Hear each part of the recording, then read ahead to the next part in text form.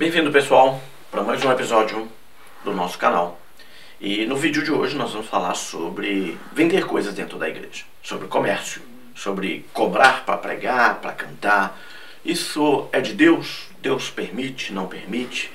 Está na Bíblia? Então venha comigo para mais um episódio. Não está na Bíblia.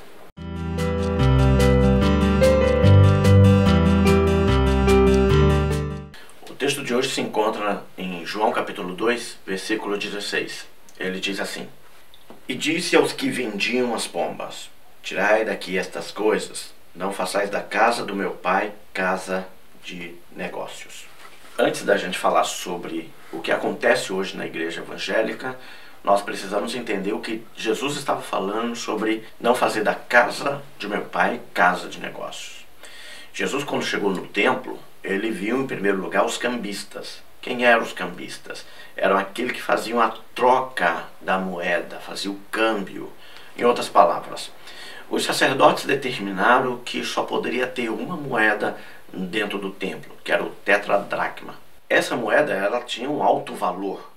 Só que as pessoas, quando elas iam para o templo para comprar a ovelha, o boi, a pomba, elas tinham o denário, o leptos, que era uma moeda de baixo valor.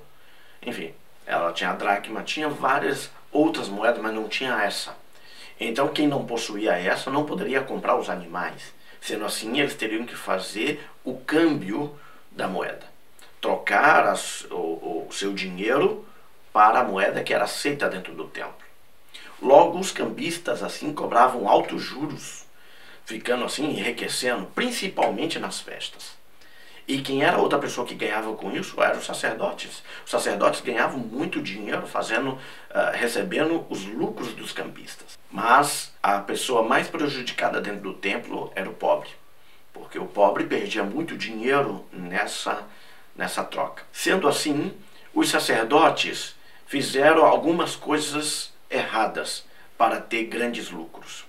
Primeira delas, eles estavam aceitando animais imperfeitos. Eles estavam aceitando a ovelha manca, a pomba sem asa, com defeitos. Não se valorizava mais o culto, mas sim o lucro que o culto dava. A segunda coisa que nós aprendemos aqui é que, de acordo com a Torá, de acordo com a lei, você tinha que cuidar do seu animal por um ano. Tinha que alimentar, limpar, tratar, para que ele fosse perfeito para ser oferecido a Deus. Logo, no ano seguinte, você levava o seu animal, que você passou o ano inteiro cuidando, para a adoração a Deus. Ou seja, o culto então começava em casa.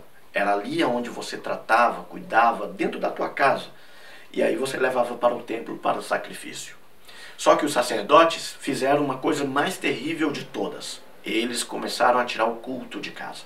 Eles falaram: olha, você não precisa mais buscar a Deus na sua casa. Basta buscá-lo dentro do templo. Basta você vir adorar aqui dentro do templo. Não precisa mais buscar. Hoje as pessoas estão vazias. Elas vão para o templo e no culto, elas querem levar o culto para as suas casas. Porque se inverteu a ordem e tinha que ser o contrário. O culto começava na tua casa e você levava para o templo. E não o culto começando no templo e você leva para a sua casa. Da mesma forma como nos templos de hoje, as pessoas estão invertendo valores. Elas estão colocando a rosa que tira todo o mal, o sal grosso, o cimento ungido, ou seja, fazendo que o culto começasse no templo e levasse para a sua casa. E não é assim. É o contrário.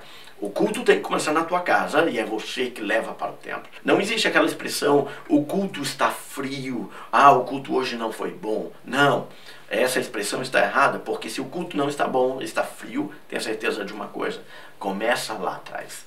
O erro está lá atrás. Agora, eu quero lhe dar duas visões sobre isso.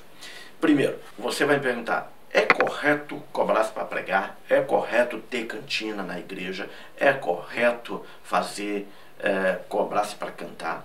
Qual é a sua visão? A minha visão é o seguinte: existem os dois lados da história. O primeiro lado é o da igreja. A igreja chama o pregador, chama o cantor, e ela às vezes não honra aquele homem que está lá. Não esquece que aquele homem também ele é um ser humano e se alimenta e precisa de ter condições para continuar pregando o evangelho. Se estabelecer valor é um pecado, então já pecamos já no dízimo porque estabelecemos o valor de 10%. Então não há o erro de se cobrar. A questão é se você falar assim, mas pastor, tem gente que cobra 70 mil para cantar. O problema não está neles, o problema está em quem paga. Porque quem paga é o grande culpado. Se eu falar para você que eu cobro R$1 milhão para pregar, pode ter certeza, ninguém vai aparecer. Então, se logo não vai aparecer, eu tenho que baixar o preço. E à medida que eu vou baixando o preço, vai baixando, eu vou chegando num padrão que é aceitável para todos. Então, se hoje existe gente cobrando 70 mil para cantar ou para pregar, é porque existe público para pagar. Então, esse é o lado da igreja. O problema é a igreja. Hoje nós construímos o evangelho que existe hoje. Se você é contra ou a favor, tenha certeza de uma coisa, é o que nós estamos construindo. Ninguém nasce do nada, as coisas são construídas ao longo do tempo. Do outro lado, eu quero trazer a visão do pregador. O pregador, ele não deu certo em nada na vida dele. Nada. Aí ele resolve ser crente. Ele resolve pregar o evangelho. Ele resolve ir para as igrejas sendo peso para a igreja. Sendo que ele não teve nenhuma profissão e nenhum preparo antes. Não deu certo nada na vida, quer usar dentro da igreja.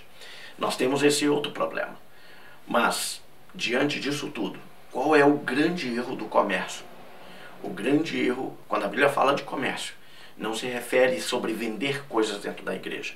Porque se você estudou, se preparou e se capacitou, é justo o obreiro ser digno do seu salário. O problema é quando nós tiramos o culto e a adoração sobre o povo para ter lucro. Quando nós ensinamos mentiras para obter lucro. Porque eu tenho certeza que Deus não vai tirar a glória que está sobre você. Se você se preparou, estudou, Deus vai honrar você. Mas a glória que é de Deus não se podemos tirar. Os sacerdotes, na época de Jesus, estavam ensinando o texto errado, estavam ensinando a forma errada. E, diante disso, estavam fazendo o povo buscar a adoração e o culto dentro do templo, sendo que tinha que ser dentro de casa. Eu não posso dizer que você tem que comprar a rosa amarela e levar para a tua casa, mas que você tem que buscar lá na tua casa e trazer para o culto. Esse sim faz a diferença. Não deixar o culto somente no templo. Deixar as pessoas dependentes de uma situação. 7 quintas-feiras, 7 sextas-feiras, fazendo as pessoas buscarem no templo as suas respostas. Sendo que as suas respostas tinham que começar primeiro em casa. No devocional, na leitura, na oração. Essa é a visão que Jesus estava falando. Essa era a crítica que Jesus deixou sobre o negócio no templo. Não faça assim. Irmãos, vamos ensinar o povo a verdadeira mensagem. Você tem que orar e adorar dentro da tua casa e dentro da tua casa levar para fora, para o templo, para o seu vizinho, para as outras pessoas. Mas não ensine as escrituras erradas. Deus abençoe. Obrigado por ter ficado até o final.